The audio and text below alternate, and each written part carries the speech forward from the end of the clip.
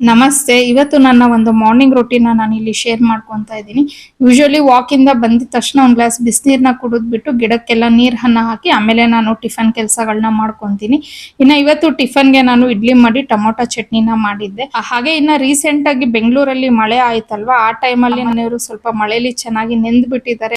ಅವತ್ತಿಂದ ಇವ್ರಿಗೆ ಸ್ವಲ್ಪ ಶೀತ ಮತ್ತೆ ನೆಗಡಿ ಕೆಮ್ಮು ಈ ತರ ಆಗಿದೆ. ಇವಾಗ ಅವರು ಅಮೃತ್ ನೋನಿ ಡೀಪ್ ಬ್ರೀತ್ ನ 10 ml ಕುಡಿತಾ ಇದ್ದಾರೆ. ಇದು ಮಿಂಟ್ ಫ್ಲೇವರ್ ಆಗಿರೋದ್ರಿಂದ ಗಂಟ್ಲಿಗೆ ತಣ್ಣಗಿರೋ ಅಂತ ಫೀಲ್ ನ ಕೊಡುತ್ತೆ.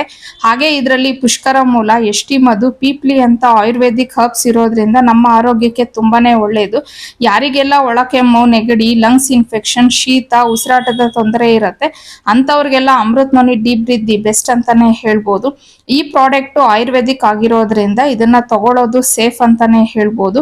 ಇನ್ನ ಇದು ಫ್ರೀ ಹೋಮ್ ಡೆಲಿವರಿ ಸಹ ಇರತ್ತೆ. ನಾನು ಸ್ಕ್ರೀನ್ ಮೇಲೆ ಕೊಟ್ಟಿರುವಂತ ನಂಬರ್ಗೆ ಕಾಲ್ ಮಾಡಿ ಡಾಕ್ಟರ್ನ ಕನ್ಸಲ್ಟ್ ಮಾಡಿ ಇದನ್ನ ನೀವು ತಗೋಬಹುದು. ಅಕ್ಕಿನ ತೊಳೆದ್ಬಿಟ್ಟು ಒಣಗ ಹಾಕಿದ್ದೆ. ಈಗ ಅದನ್ನ ಮಿಲ್ ಮಾಡಿಸ್ಕೊಂಡ್ ಬರ್ಬೇಕಿತ್ತು. ಸೊ ಮನೇಲಿ ಎಲ್ಲ ಕೆಲಸ ಆಗಿತ್ತು, ಹಂಗಾಗಿ ಅದನ್ನು ಮಾಡ್ಕೊಂಡ್ ಬಂದ್ಬಿಡೋಣ ಅಂತ ಹೇಳಿ ಹೊರಟೆ.